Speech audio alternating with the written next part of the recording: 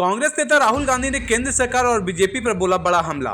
प्रधानमंत्री नरेंद्र मोदी को लिया आड़े हाथ। जी हां, आपको बता दें कि कांग्रेस नेता राहुल गांधी ने सोशल मीडिया प्लेटफॉर्म एक्स पर एक पोस्ट के जरिए केंद्र सरकार और प्रधानमंत्री नरेंद्र मोदी पर बड़ा हमला बोला है। राहुल गांधी ने देश की ऊर्जा की सुरक्षा को लेकर गंभीर चिंता जताते हुए कहा कि दुनिया तेजी से बदल रही है और संकट अब हमारे दरवाजे पर आ खड़ा हुआ है। उन्होंने चेतावनी दी है कि अगर सरकार ने तुरंत कड़े कदम नहीं उठाए तो आने वाले दिनों में करोड़ों परिवारों के लिए महंगाई का बोझ संभालना मुश्किल हो जाएगा। अपनी पोस्ट में उन्होंने साफ किया कि अगर वक्त रहते ध्यान नहीं दिया गया तो एलपीजी सिलेंडर, पेट्रोल और डीजल की कीमतें आम आदमी के लिए बहुत ही मुसीबत बन जाएगी। सरकार को सीधे निशाना पर लेते हुए उन्होंने आरोप लगाया कि सच्चाई अब सबके सामने है।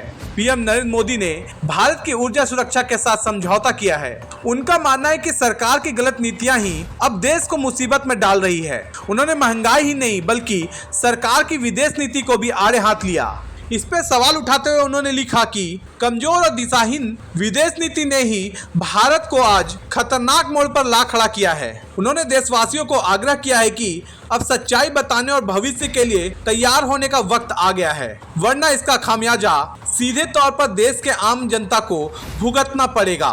अब आइए सुनते हैं कि राहुल गांधी ने क्या कुछ कहा है। नॉर्मली प्रोसीजर होता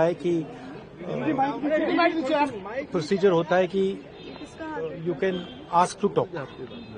तो I had asked to be allowed to make a statement कि मैं स्टेटमेंट जो देश में सिचुएशन है एलपीजी की, गैस की, जो तेल की सिचुएशन है, और ये अभी शुरुआत है, तो इसके बारे में मैं बोलना चाह रहा था।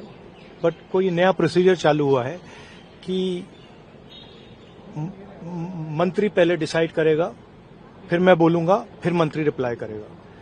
तो ठीक है, let's see what happens. But basically main चीज क्या है, that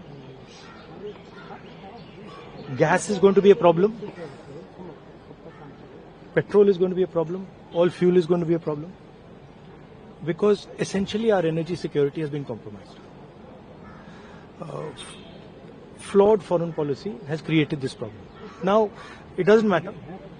अभी क्या करना है, अभी प्रिपेयर करना है। अभी आपके पास थोड़ा सा टाइम है, तो सरकार को, प्रधानमंत्री को एकदम प्रिपरेशन शुरू कर देनी चाहिए, क्योंकि अगर प्रिपरेशन नहीं की तो फिर करोड़ों लोगों का जबरदस्त नुकसान होगा। कोविड के जैसे कोविड से निपट लिया था वैसे ही निपट लेंगे।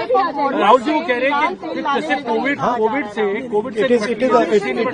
It's a much bigger issue then oil is being allowed, oil is not being allowed. This war is fundamentally about the current world order.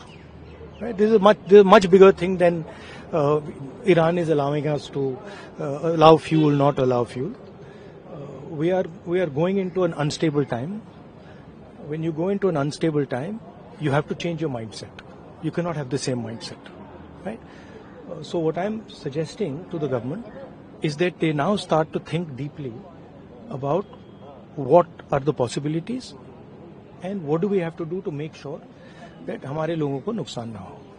I'm not making any political statement. I'm just saying that I can see that a big problem is coming, right? And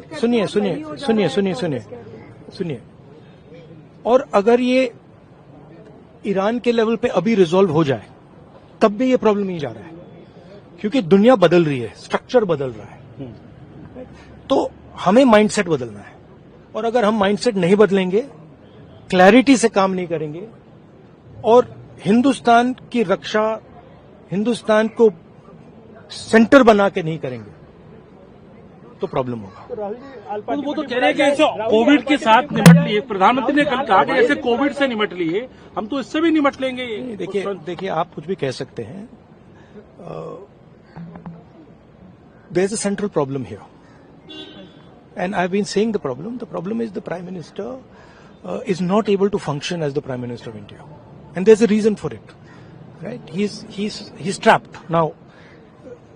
anyway, he still needs to make sure currently that the people of India are protected. He needs to make sure that our energy security is managed by us, that we are taking the decisions about our energy security, right? So that's all I'm saying.